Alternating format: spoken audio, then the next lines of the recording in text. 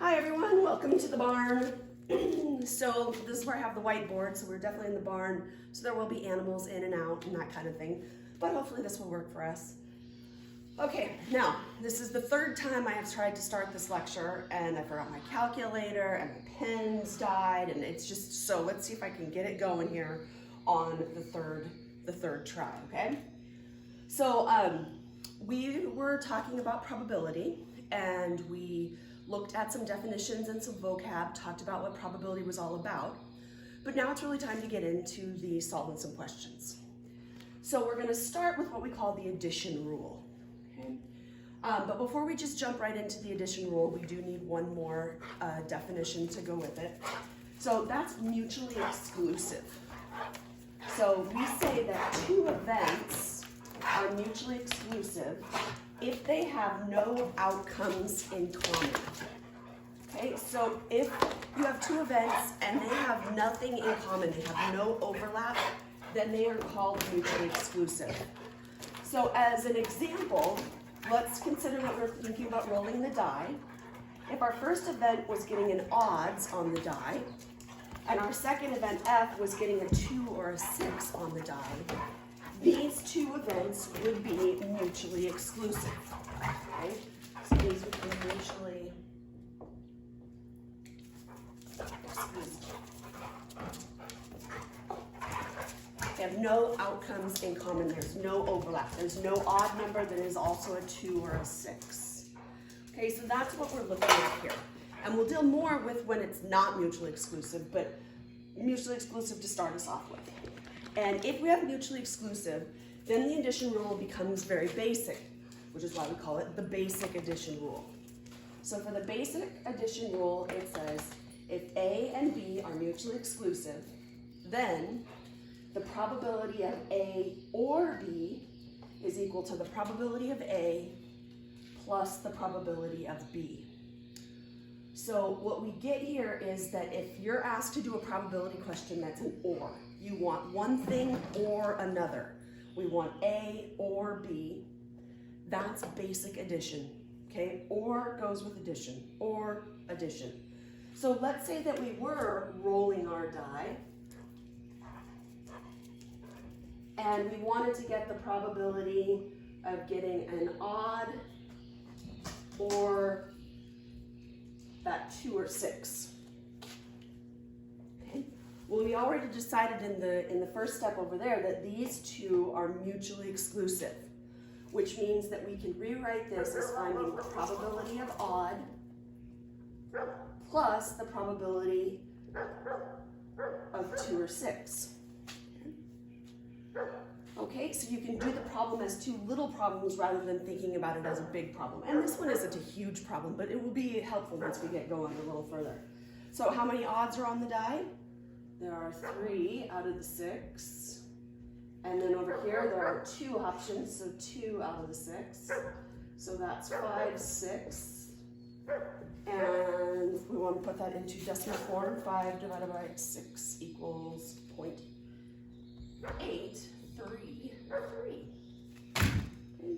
So there's an 83.3% chance that you will get an odd or a 2 or a 6.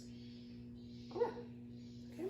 So we've done our first addition problem. Now, when it comes to looking at addition problems and then looking at mutually exclusive as opposed to not mutually exclusive, one really great place to go to is the deck of cards. So let's look at the deck of cards here. Now, nowhere in this class does it say that the prerequisite is that you must be a card player. Okay, so some of you might be going, oh great, cards? I don't really know anything about cards. So just bear with me for a second while we write down some info about the deck of cards.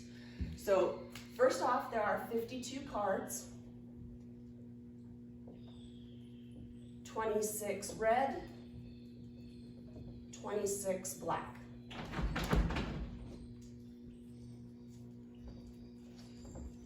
There are 4 suits.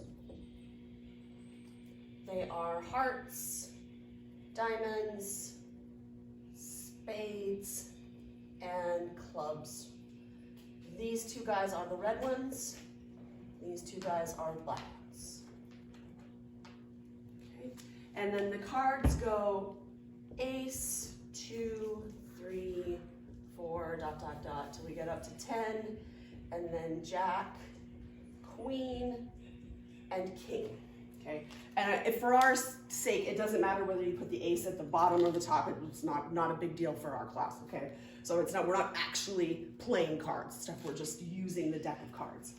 Now, if you're still looking at this going, oh gosh, then the best thing to do is just Google deck of cards, and an image will come up and it'll show you all 52 cards. Okay, so if you just Google deck of cards, you'll be able to see what all of the cards look like.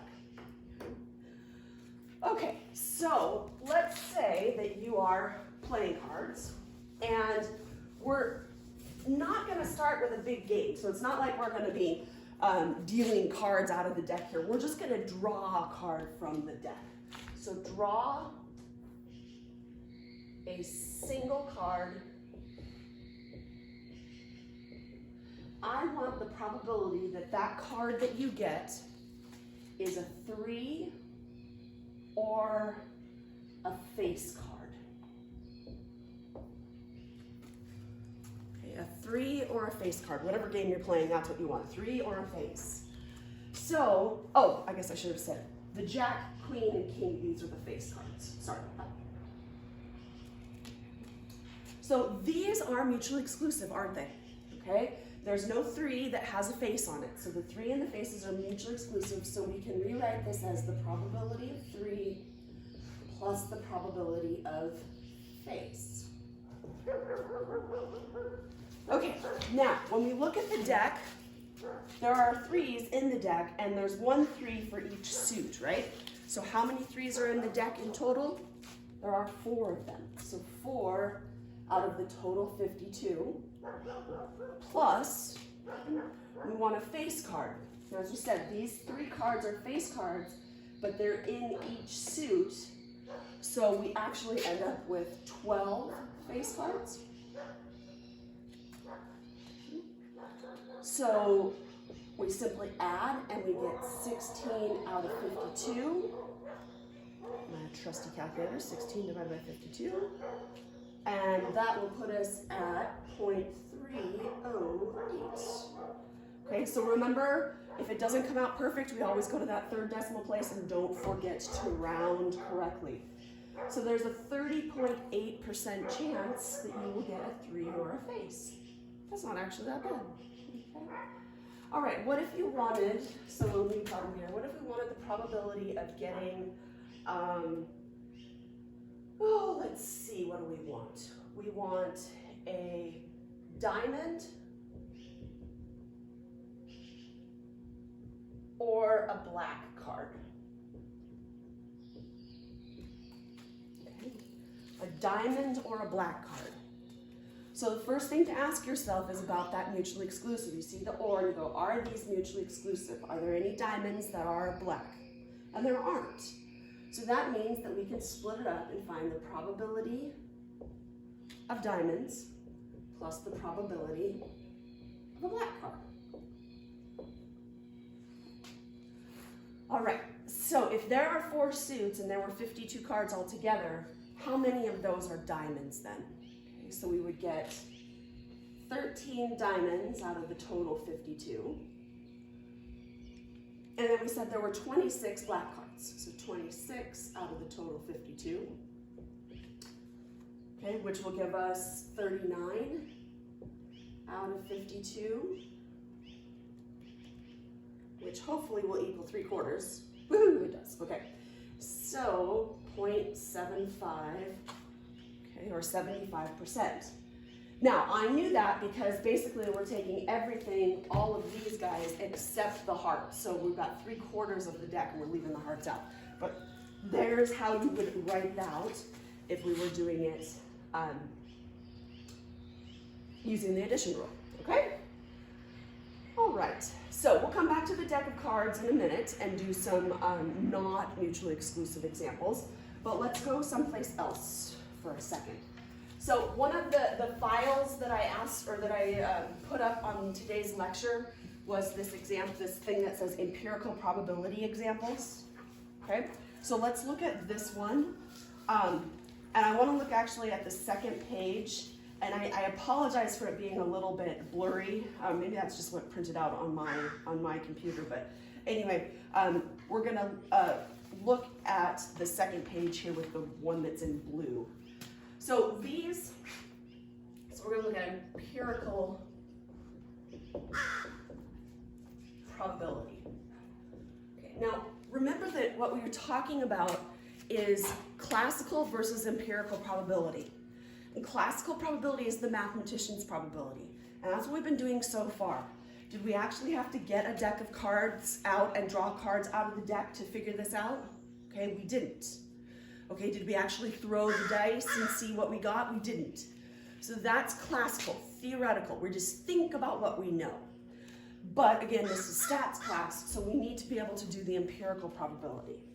So one way that we see these empirical probability questions is in a table. Okay, so somebody has collected data, done a survey on people, and then put the results into a table. So remember though that the empirical probability can be a little bit unreliable. So notice from all the different tables, if you look at the totals column, the highest total we have is on that first one with 2,200. All of the others are smaller than that. Now what that means is, by the law of large numbers, this first one, the one about ice cream, is going to be the most reliable because it has the largest sample. Okay, which one would be the least reliable?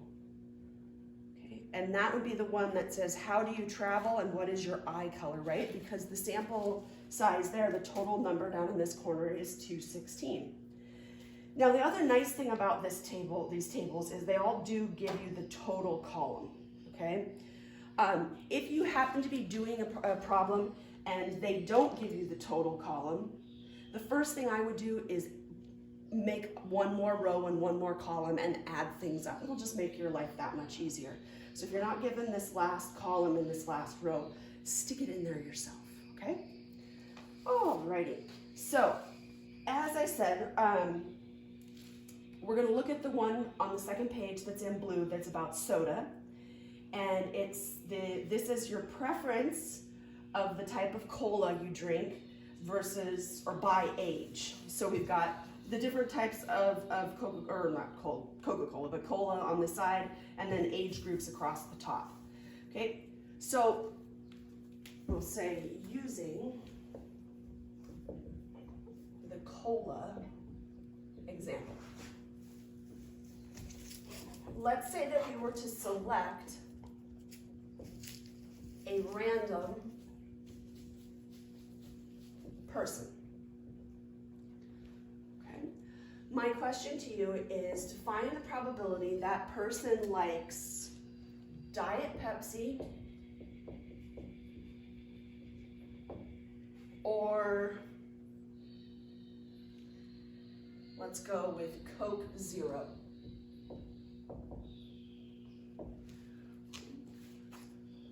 All right, so now according to the table has Coke Zero and Diet Pepsi as two separate entries, which means that they shouldn't have an overlap. If you're gonna pick a favorite, you gotta pick a favorite.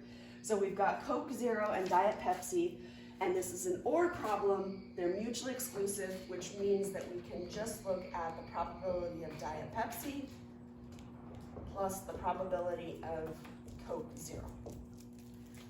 And again, it's all coming off of this table.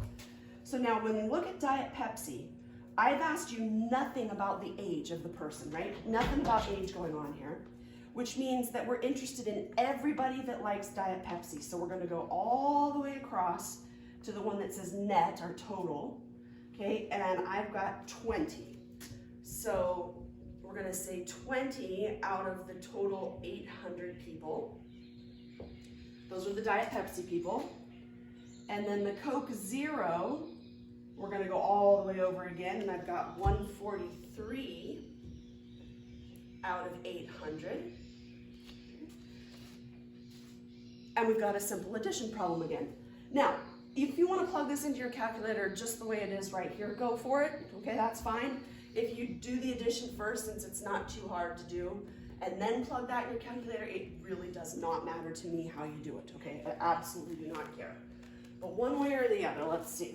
We get 163 divided by 800, which is 0.204. So there's a 20.4% chance that a person will like Diet Pepsi or Coke Zero. Okay, so let's go back to the front page here, and let's look at the first example about ice cream. Okay, so where's my eraser? Ice cream.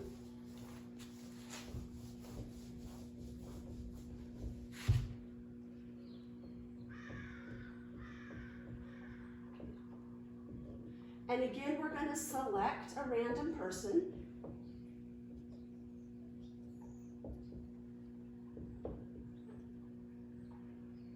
And I want you to find the probability that person enjoys their ice cream in a cone or a sandwich. So you notice in the ice cream example, it's got it split up as to which way you enjoy your ice cream, but then the other way they've split up is male versus female. Okay, so in our example, I don't care at all about male versus female or at all. I'm only interested in how you like your ice cream. Now again, this is another like favorite type thing, so you're gonna have to pick one or the other, which means that these two would be mutually exclusive. And again, they have no overlap on the table. Cones and sandwiches are completely separate from each other. Now again, I'm not interested in the male versus female part, so we're just going to do the probability of cone plus the probability of sandwich. And let's see, in total, 635 people liked their ice cream in a cone out of the full 2,200. Plus, only 44 like their ice cream in a sandwich out of the total 2,200. Okay? And just one last time to the calculator here. Let's see.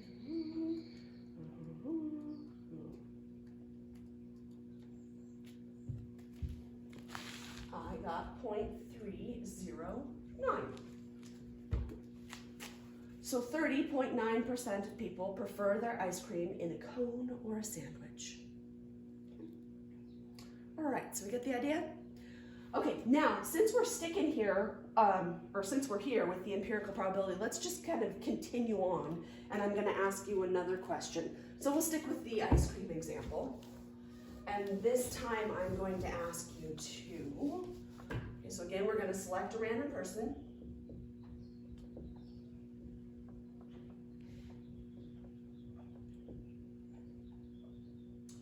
But I want you to find the probability that this person is female or likes their ice cream in a cup. Female or cup.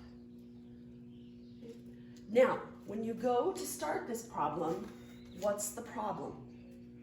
The problem is that there are females that do enjoy their ice cream in a cup.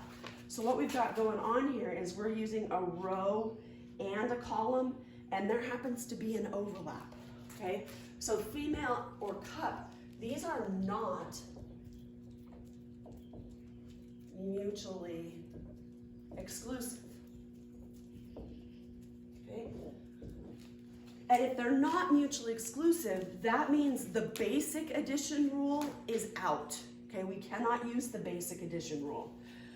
But that doesn't mean we can't do the problem, it just means we need to be a little bit more precise. And that takes us, so we're not gonna solve this quite yet. I gotta give you the actual addition rule. Okay, so this is the addition rule. And with the addition rule, we'll be able to solve this guy. Okay. So this one, this time, doesn't say anything about mutually exclusive or anything. It just says if you want to find the probability of A or B, that is equal to the probability of A plus the probability of B minus the probability of A and B. And this A and B thing over here is the overlap. So the idea is, if you don't have mutually exclusive events like we have here, we're still going to use the basic addition, but at the end, we're also going to include a subtraction where we subtract the overlap. Okay, so the best way to work with this is to see it in action. So let's get our example here, and then we'll go through a couple more examples. So we decided they're not mutually exclusive, which means if we want to split this up, it's going to be the probability of female plus the probability of cup, but then we're going to subtract the probability of the females that like cups. So we're going to subtract that overlap. Okay, now the way this works is if we look at that, we look at female, and there happens to be 1,000 females altogether, so we start there. 1,000 out of the 2,200. And then we similarly look at the cup column, and there happens to be 1,002 out of 2,200. But here's the thing. When you look at that, and you have your row, and then you have your column, did some numbers get counted twice? Okay, so do you see the spot that represents the females that enjoy their ice cream in a cup? There are 410 values there, right? Did those 410 get counted here? Okay, they did, didn't they? Did the 410 get counted here? They did. So they got counted twice, didn't they? That's cheating, okay? We can't overcount. So we're going to subtract away one of the overcountings. And this way they will only get counted once. Okay, so what we're visually looking is that overlap got counted twice, so we subtract away one of the overcountings. All right, so let's see, we've got plus 1,002, 410, and I got 0.724. How does that look to everybody? Okay, so since we've got all these examples here, let's use a different example. Let's go to the second page again and look at the oil changes and tire rotations by which station you're at, so that last example. So we're looking at the gas station example.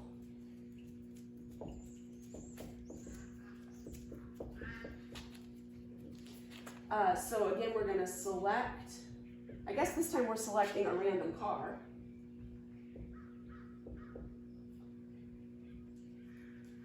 Okay. And we want to find the probability the car used station 2 or it had a tune-up.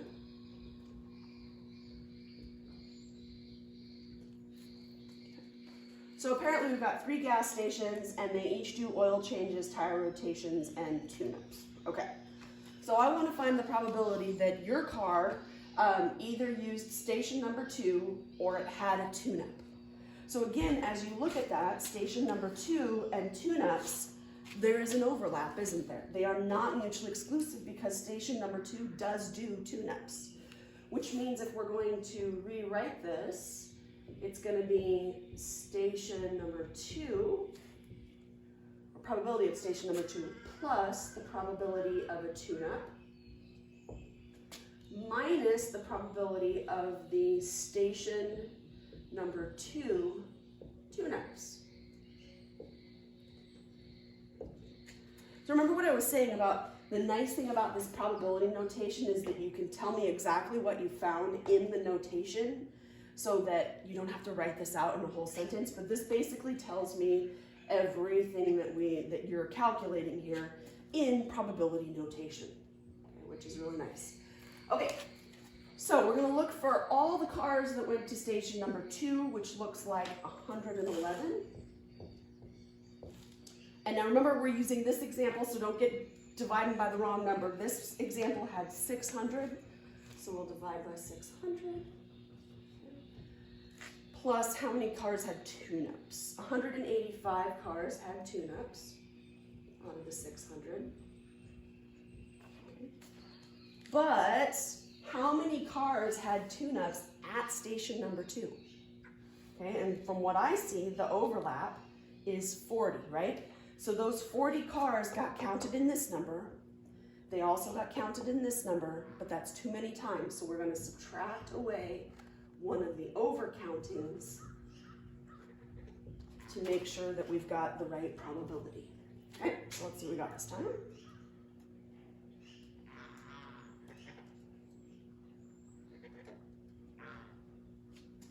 Hello, how does it actually do the problem? 600. There we go. So this time I got 0.427.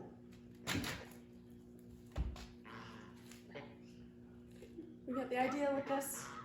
So the nice thing about on this, using the tables for the empirical probability examples, the nice thing about this is that it's easy to see the overlap. I mean, you can visually see the overlap where a row and a column cross each other. So when we do examples that are more classical probability, where we're just thinking about stuff, then you have to think about the overlap yourself. It's not as straightforward as when you have a visual table. Okay, now, just in case, because I'm pretty sure this comes up like when you go to do homework and stuff, these things, these tables, they're actually called contingency tables. Okay, so we were using contingency tables. So I just want you to be aware so that in case, you know, your homework says use a contingency table too, you're not like, what the hell is that, okay? So these tables, that's their proper name, is a contingency table. Now, before we finish, let's go back and do a couple more deck of card problems, okay? Because again, what I want you to have to do is use your brain a little bit, okay? So we said visually these are easier to see. Let's see if we can make our brain do it as well. So let's go back to the deck of cards.